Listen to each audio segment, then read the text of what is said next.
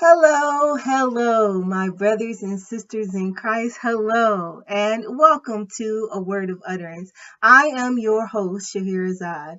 And let's see, the last time we were together, we spoke about the spirit of men with men, or men leaving the natural use of the woman, burning in their lust for one another, which is in Romans 1 and 27. Today, let's talk about Romans 1 and 26. God gave them up to vile passions, for even their women exchanged the natural use for what is against nature. So let's see. Now, I want to remind you that the physical is a representation of the spiritual. So when we see women with women or bodies of people worshiping bodies of people, we are seeing what happens when the people turn away from the leader and follow their own will and their own way. This is best explained in Esther chapter 1. So Vashti, the queen, made a feast for the women in the royal house, which belonged to King Ahasuerus. And on the seventh day, he sent for her with orders for Vashti to come and show her beauty to the people and the princes. But Vashti refused. She wanted instead to stay feasting with the women in her husband's house, as if she were king and they were her subjects. So she not only refused her husband's request, but she refused him in view of everyone, which is why when the king asked his advisors about the matter, they told him to make a decree that Vashti come no more before the king, and that her estate be given unto another.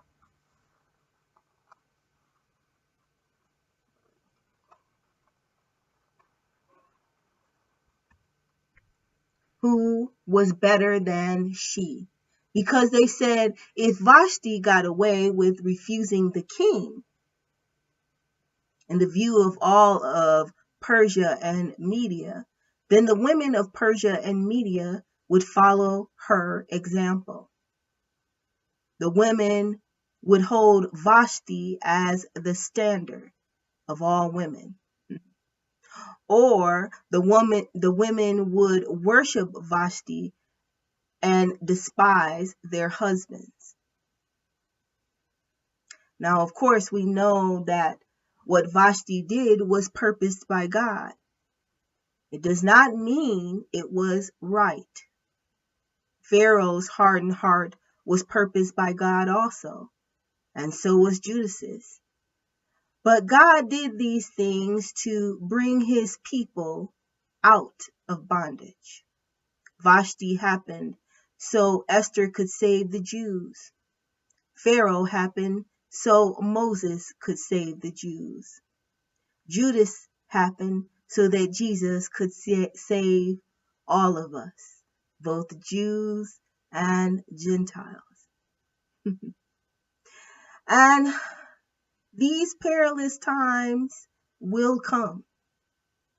So the Spirit of God can save his people. Mm-hmm. Acts 2 and 17 says that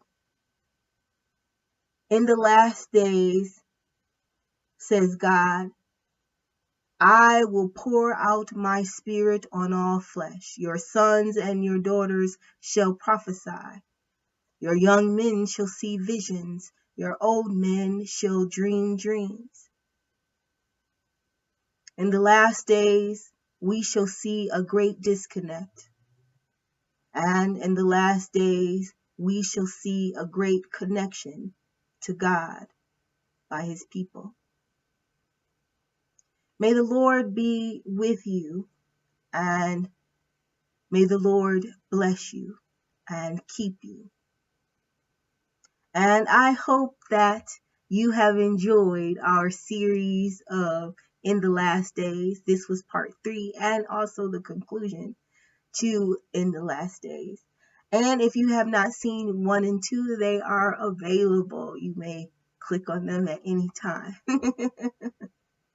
I hope that you will come again, and bye for now.